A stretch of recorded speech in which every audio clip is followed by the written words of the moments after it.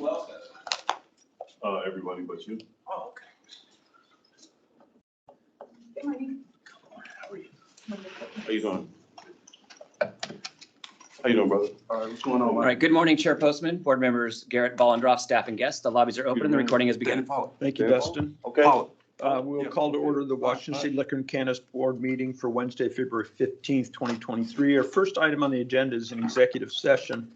The board's going to go into executive session to discuss legal matters relating to litigation or potential litigation to which the agency is or is likely to become a party. I anticipate the executive session will conclude at 11. We've scheduled 60 minutes for it. And just so everyone, both in the room and online knows, we will not reconvene the meeting anytime before 11. So you don't need to worry that you'll miss that. If the executive session finishes early, we will have to stand at ease till 11 and we'll reconvene with the rest of the agenda at that point. If it needs to go long, which I promise it won't, we would come back before 11 and tell you the new time. But those are the rules, but I don't anticipate this is going to go any longer than scheduled. So with that, I just will ask everyone to stand by, and I'm going to go to the next room with my computer and do it there. Okay, Dustin? Yep. So stand by there, board members and others.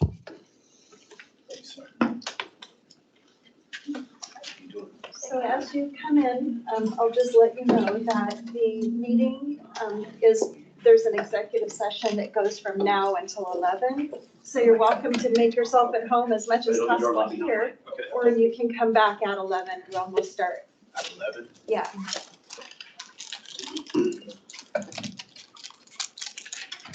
not gonna start until 11. What's up, bro? About those papers. All right, then, Pop. Pleasure to meet you as well. Well, hold on, let's wait for Mike to make the decision. Like, are we?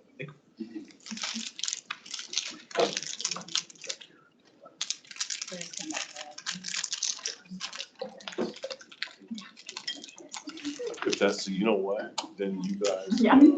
probably should go, but let's see, Yeah, we'll just sit tight. for an hour. You guys might can go there and do that. It don't take that long. Yeah, it don't take that long, bro. You have all that filled out, it's like 5 minutes. Yeah. Yeah, we can step out there and fill it out too, come on. Mind if I join? Oh, yeah, yeah, oh, come on, brother, yeah, come talk to us. How you doing, brother? Good, man. Oh, excuse me.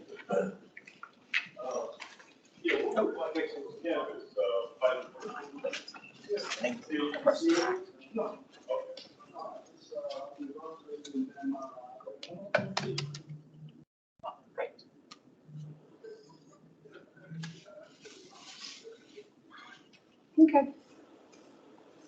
We're just chilling. You don't get to chill on the executive?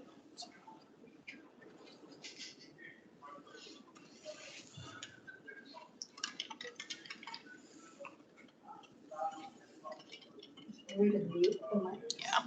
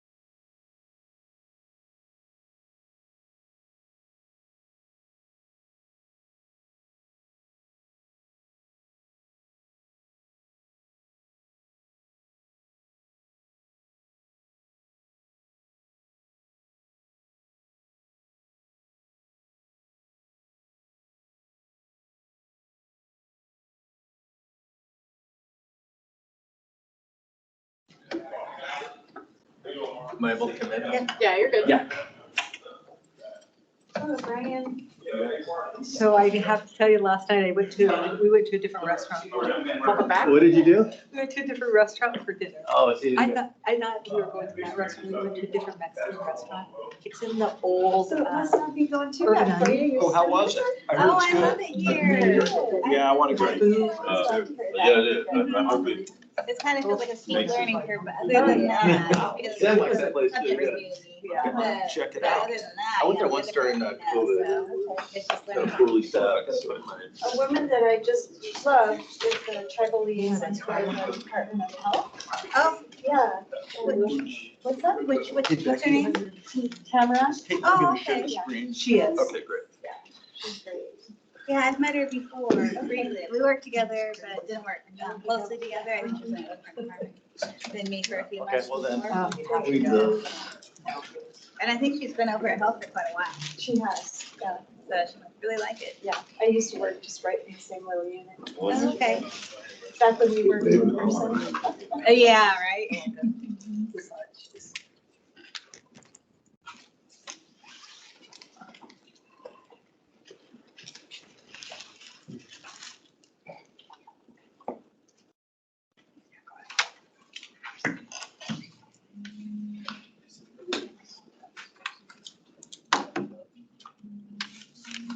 Are we back? Oh, okay. Thank you. Okay. We are going to reconvene the board meeting for February 15th, 2023. The board has concluded its executive session. We'll just go back to the regular agenda now.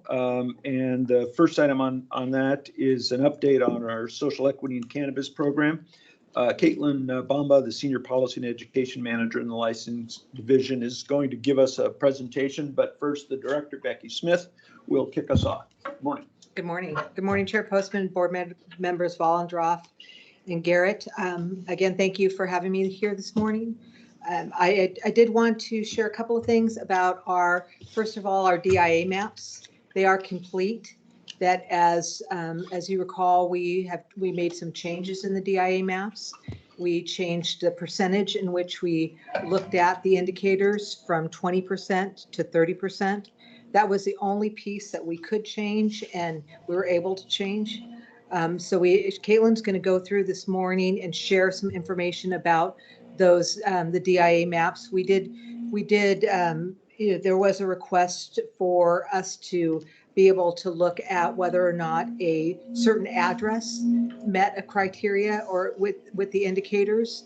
And so she'll be sharing that information just to see where an address is, yes, they've met this indicator, no, they didn't meet this indicator. That I will say, and I know Caitlin will say it as well, is that it is so important for folks to put in their entire address. They have to slow down when they're putting their addresses in. We've had phone calls and emails, and we send everything to our portal.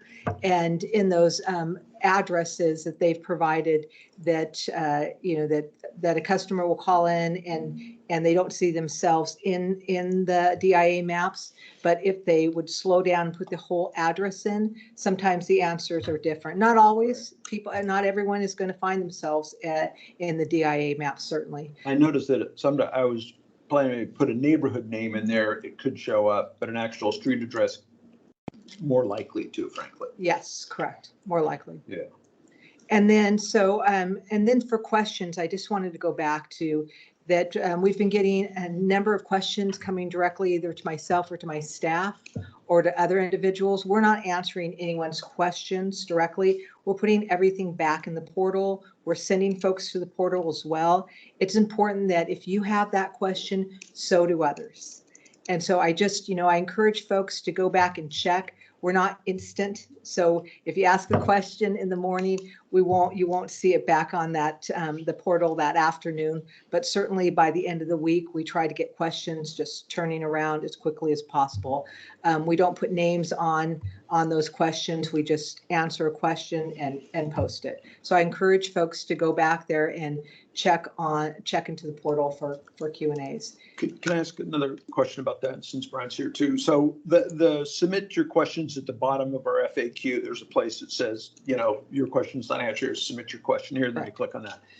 For the next 2 weeks, can we move up the ask your question button somehow? Is that possible? Yes, Just to highlight that? Sorry, but I just think to avoid that delay or whatever, put a big button up there because you have to click through to find it. And it'd be good just to let people get there because we do need it all in one place. Yes, we do. I believe. So, okay, thank you. And we are excited to, March 1st is right around the corner, and we're excited for the application window to open, and folks will be able to submit their application to the Department of Revenue. Great. So with that, I'm going to turn this over to Caitlin. Great, okay. Ms. Mumble, we'll turn it over to you, and if you're going to be sharing your screen or whatever, I think, yep, we're there. Can you hear me okay and see the screen? Yeah, you bet. Looks good. Okay. Thank you. Great, thanks.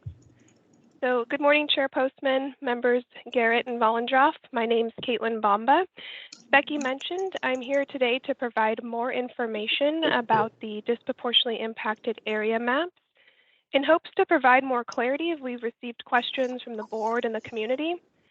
As Becky Smith, the Director of Licensing, just shared with the board, after thoughtful consideration of community feedback and ensuring that we follow the criteria established by the legislator, the agency has increased the number of census tracts that qualify as a DAA by increasing the threshold of high rate from the top 20% to the top 30%. There are 4 indicators that determine if a census tract is a DIA, and the LCB does not have the authority to change these indicators.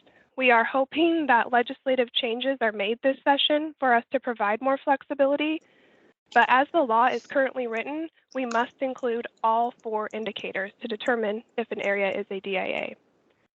Our agency contracted with the Environmental Systems Research Institute to geocode the data and create the maps, and also with the University of Washington to identify and interpret the data.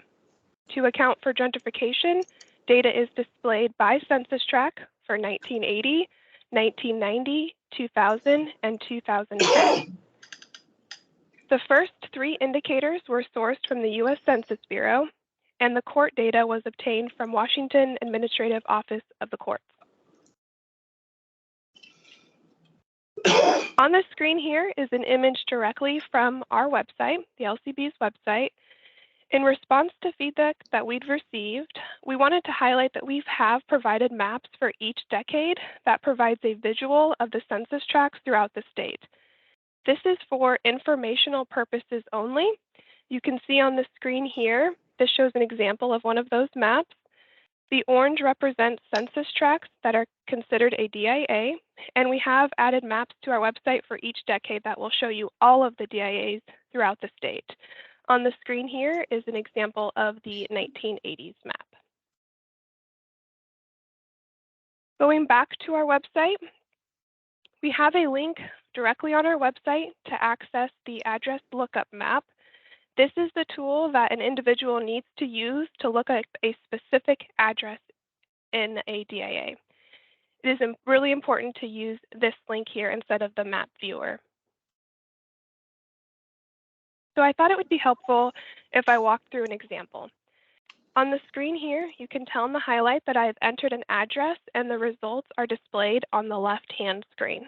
It is really important, as Becky was just sharing, that when entering an address, this is where you want to really make sure that you're typing slowly. The system will provide a suggested address that you can click on, and you don't want to enter things like King County or Tacoma. It's likely that no results will be found. So it's really important to type in a physical address.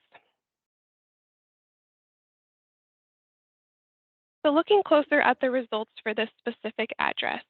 On the screen here, you can see that this specific census tract and this address is not a DIA for 2010, 2000, or 1980. However, you can see that it's highlighted that this census tract is considered a DIA for 1990. So we wanted to provide some further clarity on the why behind those results. So I have pulled the data for each census tract by decade. So I'm going to walk through what I have on the screen here. And starting at the top, for 2010, the poverty and unemployment threshold was below 70%, meaning that that census tract is not considered a DIA. It would have need to be 70% or higher for each indicator. For 2000, poverty threshold was below 70%, meaning that that is not a DIA. For 1990, you can see that all indicators were 70% or higher, making this census tract qualify as a DIA. For 1980, unemployment and public assistance were below the 70% threshold, meaning that this is not a DIA. So with all of that, there are nearly 4,800 census tracts for all of these decades that we have data associated with. It would create a challenge to display this information on our website. Census tracts are associated with codes and not specific addresses in this data set. Additionally, census tracts change over time, and there is a large amount of data that is difficult to sort through and find the correct information. So for example, an address may have been in one census tract, and then the census tract has changed in the following decade. However, if an individual does want more information about why a specific address did not qualify, we are more than willing to share that information and provide that additional information. We just ask that those email us and we will respond.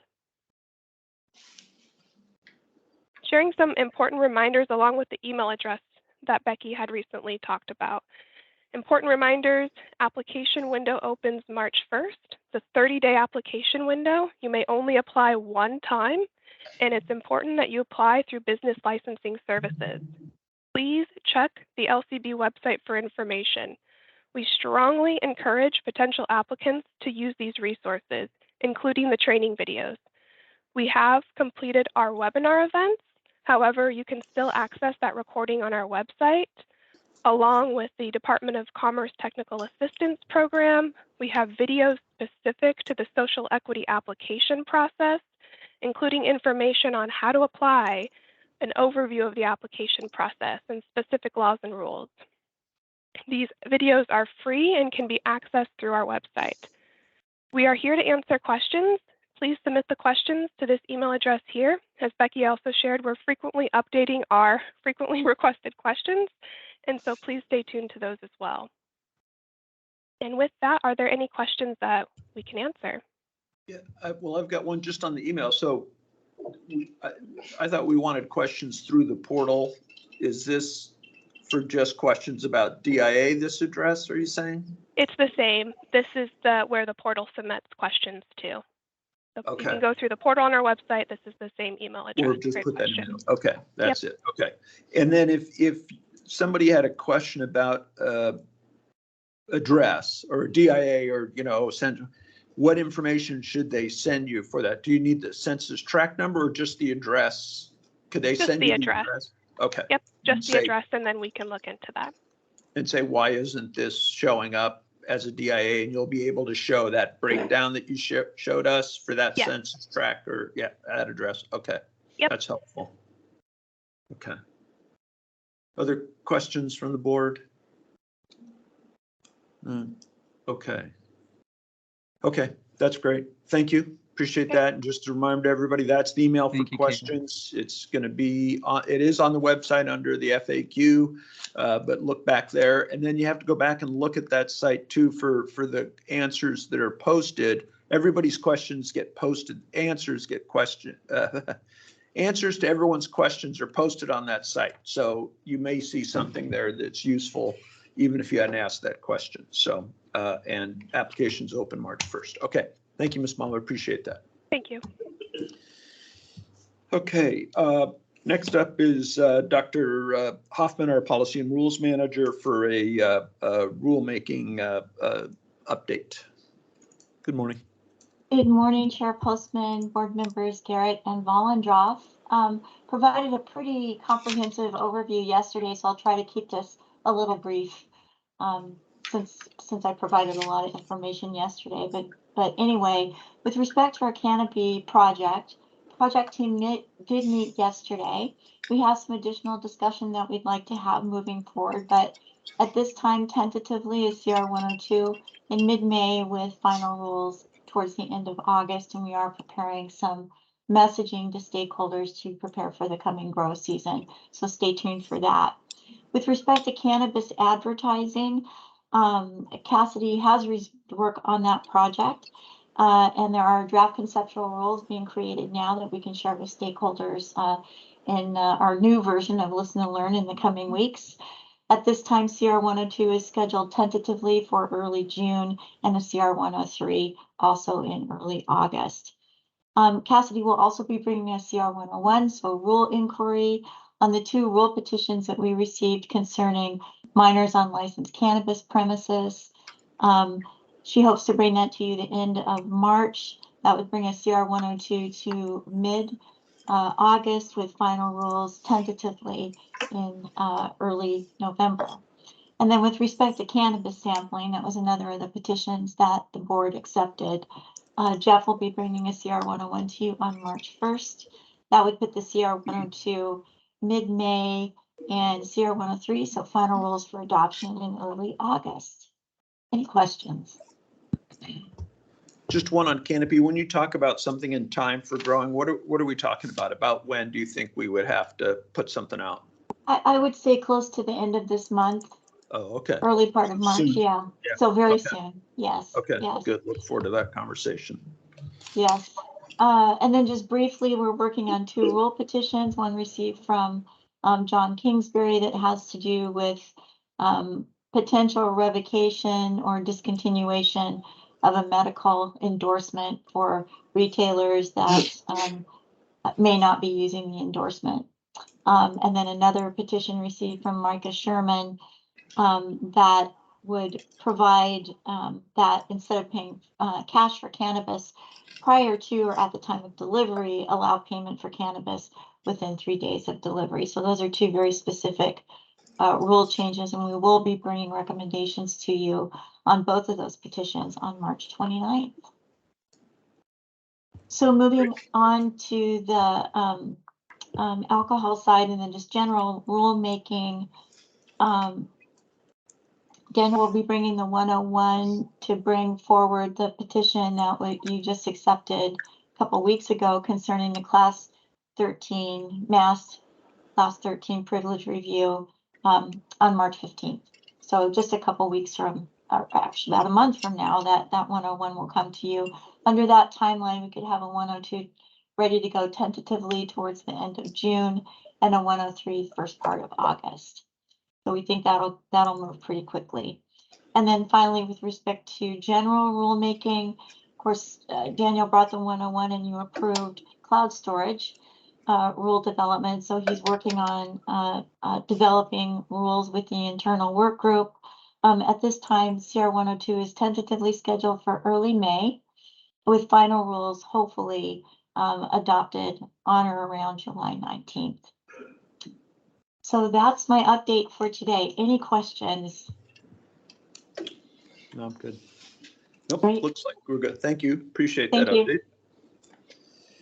All right, we'll move to general public comment. We have people both in the room and online.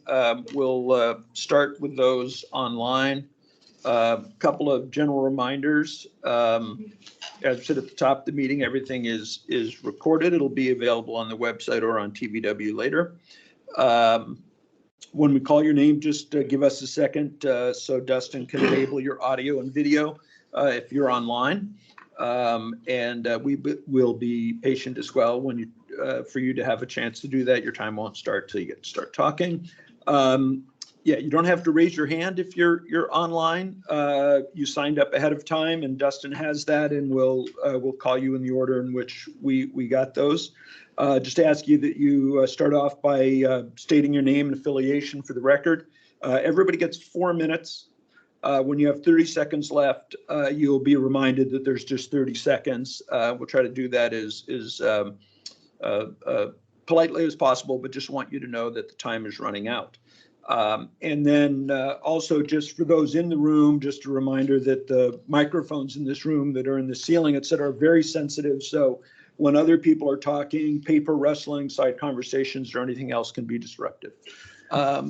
And like I said, we're going to go ahead and start online today. Hold on, I got one over here. Okay, so the first person I have signed up is Laura Kaminsky.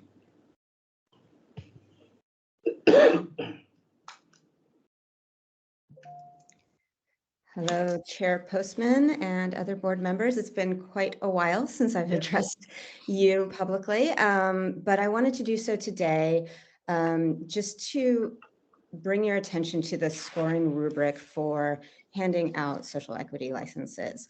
The reason I'm coming to you today is because I do have some concerns, and I want to bring to the board's attention a feeling of similarity when the licenses were given out after 5052 was passed.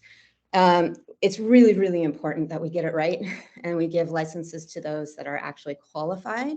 And so to that point, there's a couple of things in the rubric that I think can be clarified in terms of intention of the language and definitions. So for example, owner and operator, those two terms would be good to have definitions. What does it actually mean? As well as cannabis dispensary or collective garden. These are terms that we need to know what the rubric actually means. And then the last piece that I want to draw your attention to is the 8th point. There are two different ways that it can get scored. In one, it says, did you own or operate a medical cannabis dispensary or collective garden? And then it says, did you own and operate? So there's a difference between an or and an and I have a feeling that was maybe not intentional. So just making sure the language is clear, we have definitions, everybody knows exactly what it is that we are being scored on so that we can make sure to give those licenses to the people who deserve them. Thank you very much. Thank you. Yeah, actually, all those questions are on our list. They will be answered if they haven't already, and they'll be available on the website. We're hoping by the end of this week. So, including everything that you just mentioned. So we're looking at the same ones. Thank you. Next up is Sammy Saad.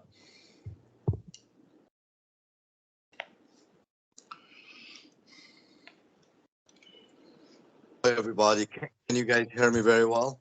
Yep, I can hear you. Good morning. Can you guys hear me very well? Yes.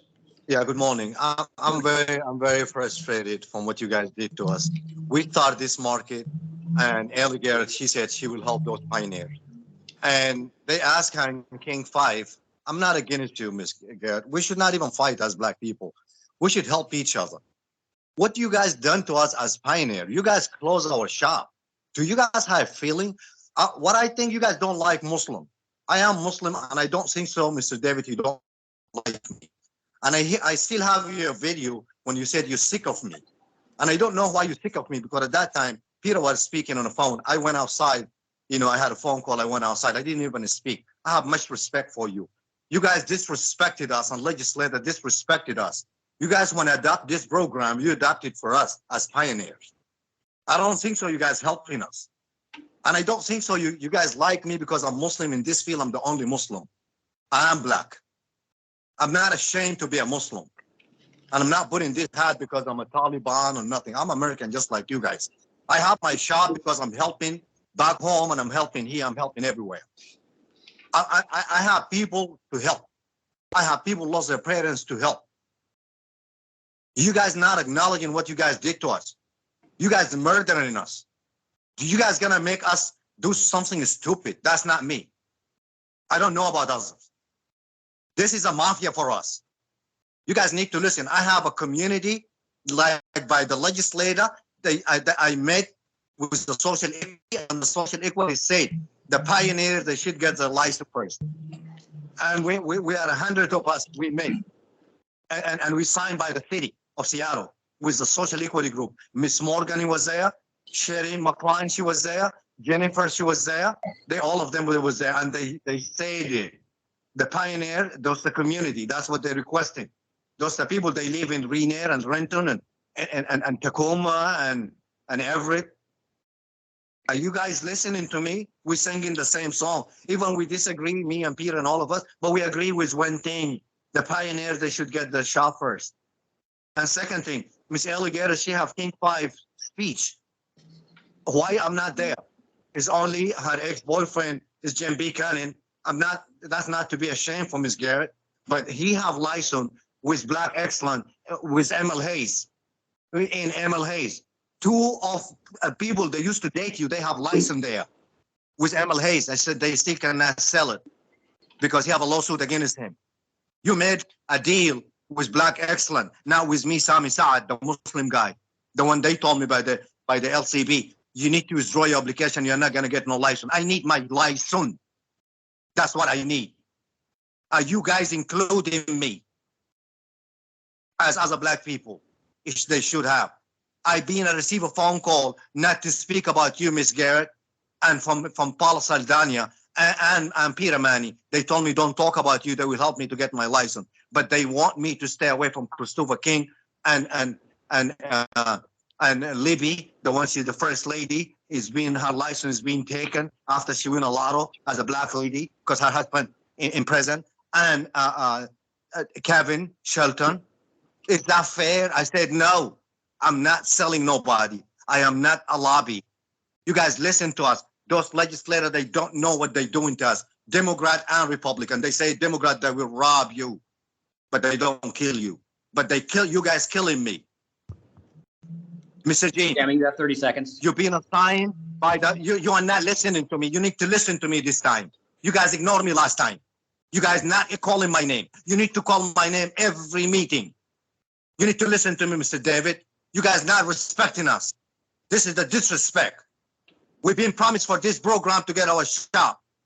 We've been promised to be acknowledged. This is fail, and I made it fail. Me and Peter Manny there, and let's go make it work. Damn, that's your time to conclude your thoughts. You get my time, but you're not giving us nothing. You're listening to us. You're treating us like ISIS. You're making me sick. Okay, the next person we have signed up is Christopher King.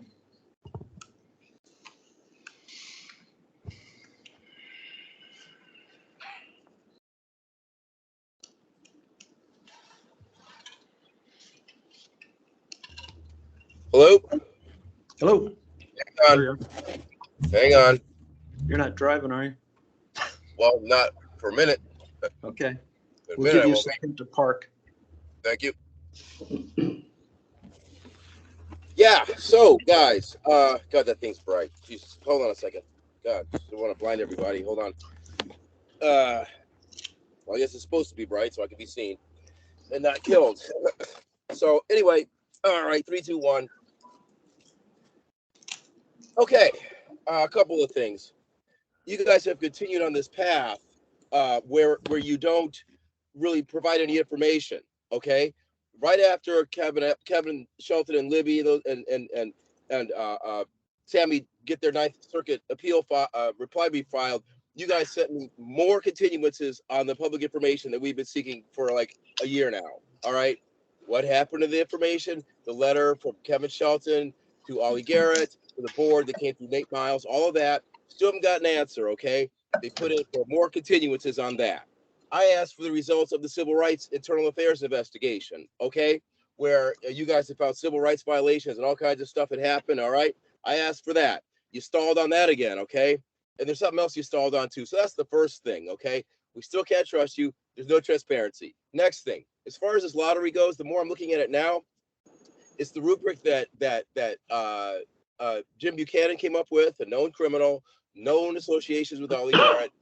And that rubric, he and I argued about with Kevin Shelton when we were talking like a year and a half ago. And they're going to reward all their old pals and all that stuff, people who didn't stick their necks out to open legal stores. And yes, Ian Eisenberg, they're legal stores. It was legal, all right? Because, Peter, because Eisenberg hung up on me one day and said I was bullshit, pardon the French. Those were his words. That profanity was his, all right? But I'm not bullshit. I'm real shit. Anyway, so the deal is this. The next thing you know, what's going to happen is you're going to have a lot of people doing the same thing they did with those bud tenders 9 years ago. People got to go around and gather up these black folks who've got records and bring them together in a conglomerate and watch. the wealthy white people, regardless of religious or ethnic affiliation, they're the ones who are going to be profiting off of this. I'm waiting for it to happen. Okay, I'm telling you. That's another thing. God, what else is going on with you guys? It's more of the same. You know, like there's no transparency. I mean, how are we supposed to respect you guys when you won't even answer simple questions? You know, things that we've been waiting on forever. You know, I mean, come on. It doesn't make any sense. Why you won't be transparent and provide us answers to things things that we're entitled to, man. And, you know, Dave, you're a journalist, man. You know, I'm a journalist, man. We got to ask these questions, don't we, brother?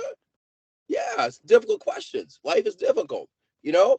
Oh, and what's difficult is I'm still waiting on Peter Manning, by the way. I'm still waiting on him to finish my apology. I worked things out with his lawyer. We're still, the lawsuit regarding the stealing of Black excellence of cannabis from Aaron Barfield, that's got to go forward. There's motions filed. We're going to proceed on that. But Ryan Agnew have squared our stuff up. And we're cool. And Peter's supposed to give me an apology, by the way, for saying I was disbarred, when in reality, that's not what happened. And he said something happened in New Hampshire that didn't happen. I ended up getting civic awards in New Hampshire. And the city attorney agreed with me on other stuff involving civil rights and speech. And the mayor gave me a mayoral commendation for First Amendment work and investigative journalism. You know, these are the facts, okay? I deal in facts. Every day I go to work, I deal in facts, okay? Where's that tower supposed to be? Where's this going to be? I deal in facts, concrete stuff, man.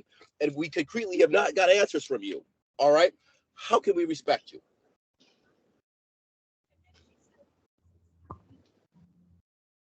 Christopher, you have 30 seconds.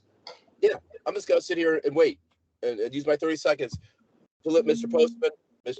Ollie Garrett, and everybody else just think about that. How can we trust or respect the board, given what they've done with my information request alone? I mean, if I had a nail file right now, I'd file my nails and wait for the answer. You know what I mean? Because we're not going to get anything.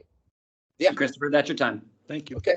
Please. All right. We will move to those that have signed up in the room, and you can speak from the podium. Again, if you can just give us your name and affiliation. Still 4 minutes. When you have 30 seconds left, you'll see a clock, but you may get a reminder. And the first person we have signed up is Danny Pollock. Yeah, Mr. Chairman, I'll yield my time. Okay, thanks, sir. Then Peter Manning.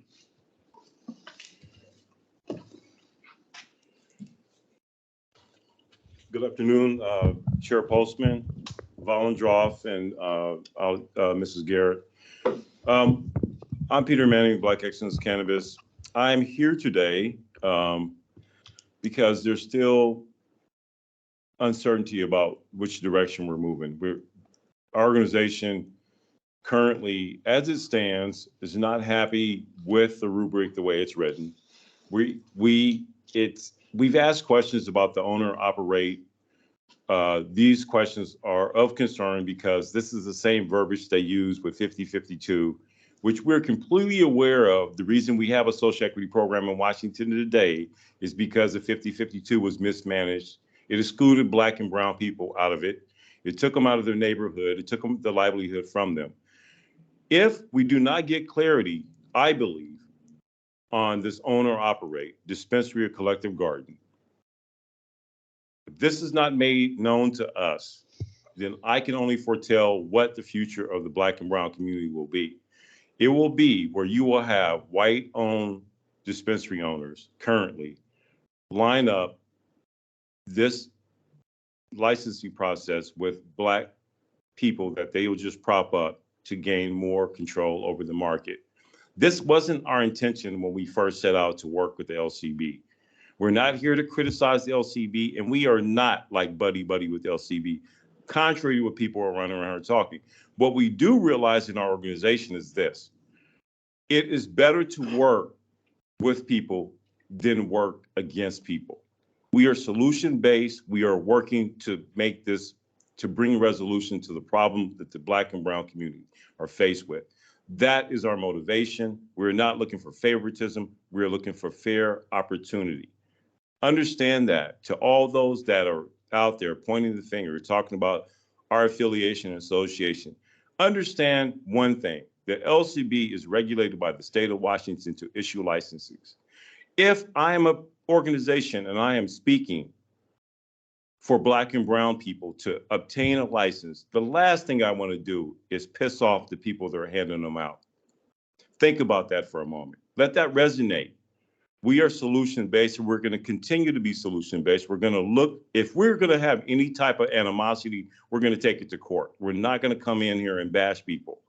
And to add this, as a Black organization, as Black and brown people, how can you possibly live with yourself when you go before other people that are not of your nationality and tear down someone that looks just like you, but profess out your mouth that you're for Black and brown empowerment? That's hypocrisy. We don't deal with hypocrites either. Thank you very much. Thank you. And the next person, Mike Sy.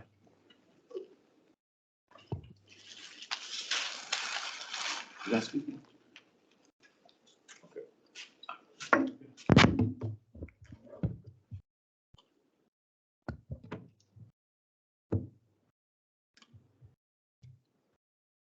Good morning, Chair, board members. My name is Mike Asai, owner, founder of Emerald City Collective. This has just been a frustrating process for many years. What I have here in my hand is in 2015. This was put on the LCB website. This was no rush to apply.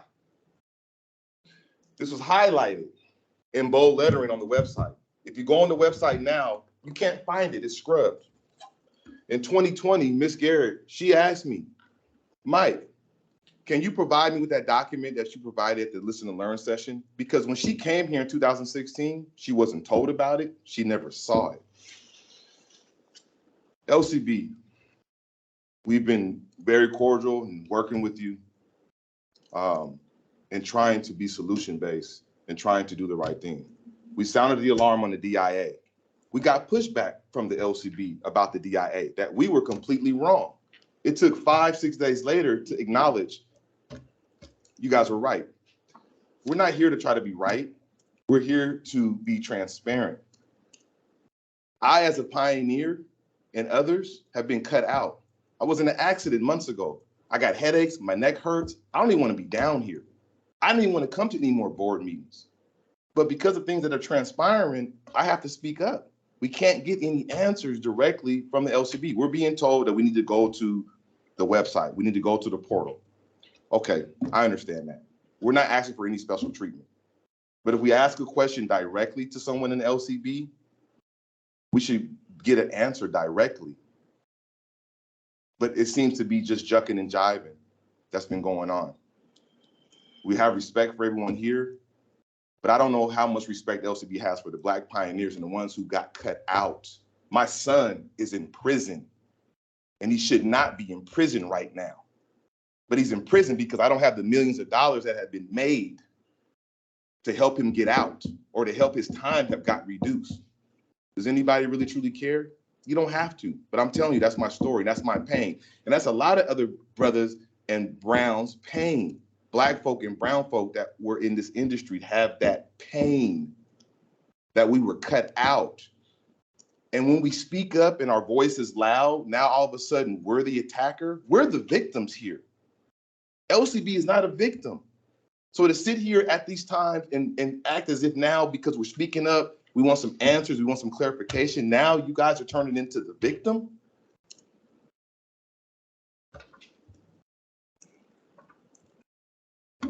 Right here, this documentation. This shows the cronyism, the corruption, the nepotism right here. Selling magazines and herbal remedies is not a dispensary. And those are the people that got licensed here in this state. You guys let them in. Emerald City Collective, Bello Soleil, Game Collective was transparent on their incorporation and what they did. And you guys very well know this. This has been wrong for many, many years. Now, with all due respect, Chair Postman, you just got here. With all due respect, Valendroff, you just got here. Mike, 30 seconds, With please. all due respect, Ms. Garrett, you got here after this corruption happened, but this is being brought to your attention. When is the corruption going to stop? When are we going to make the things right? You guys understand about the owned and operated. It's more manipulation that's going to happen. We have expressed this to you for many, many months. It needs to be straight up. Owners, the pioneers that qualify for the social equity program get licensed. Thank you. Last person signed up, Greg Foster. Gregory.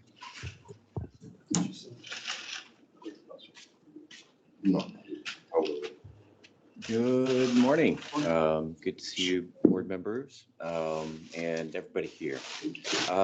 Gregory Foster with Cannabis Observer, and just going to speak impromptu today. Want to address a bill that was introduced on Monday, HB 1822 by Representative Melanie Morgan.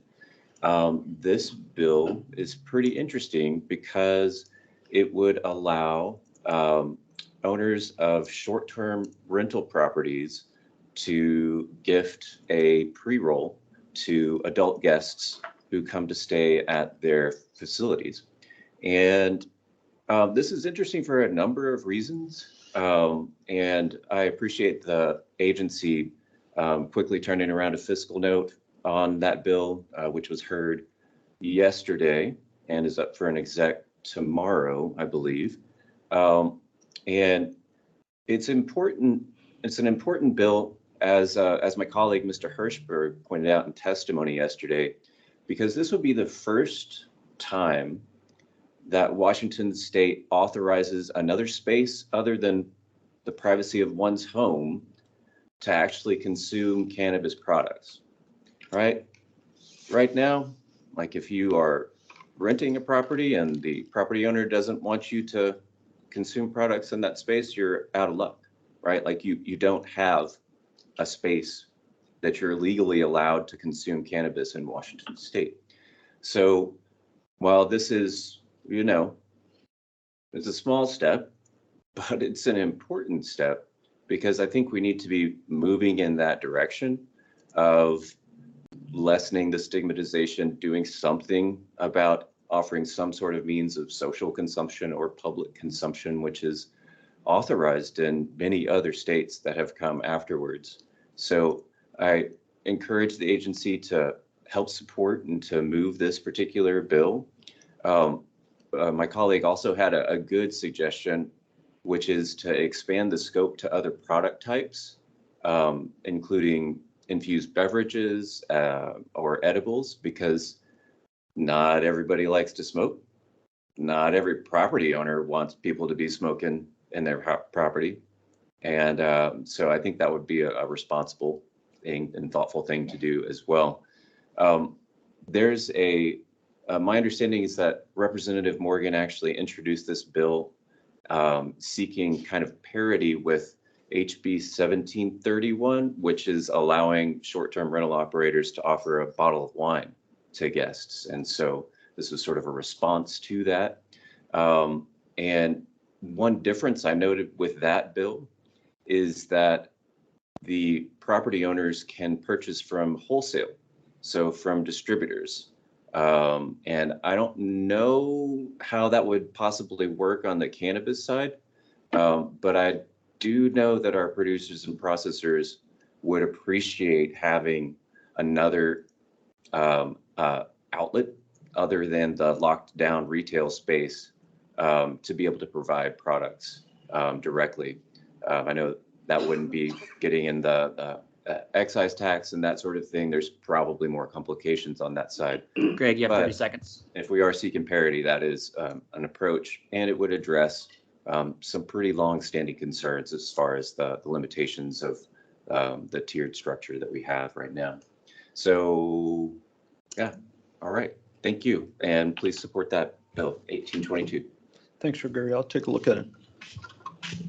Could we just require Airbnb people to have decent coffee in their places? If we could do that, then I would support it.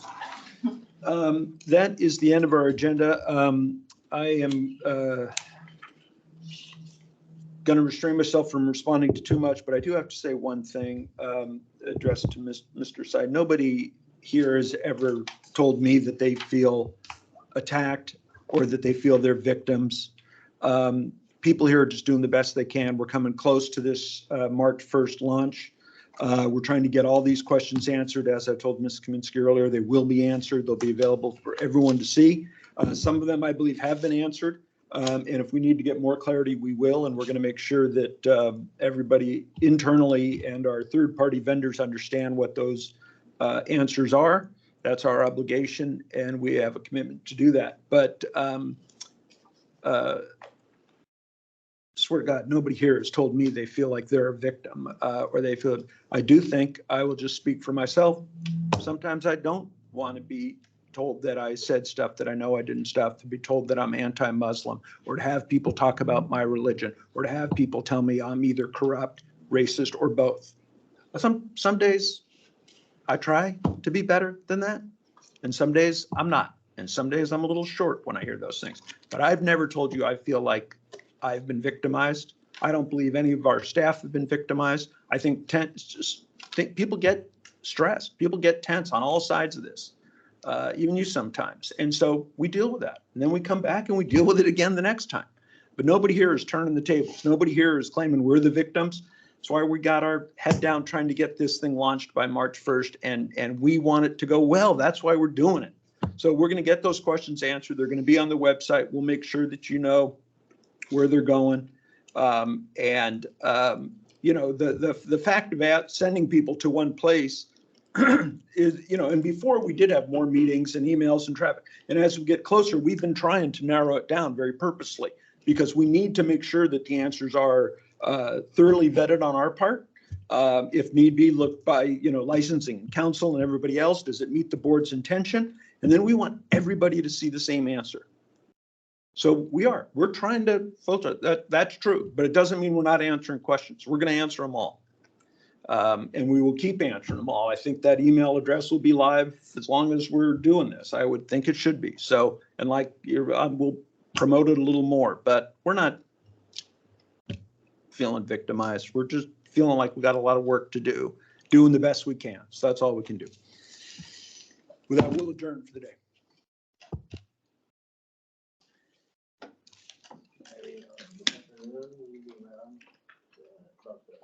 We'll be here this afternoon. Sorry, I gave you more work, Sam. Yeah. About the thing, that question that about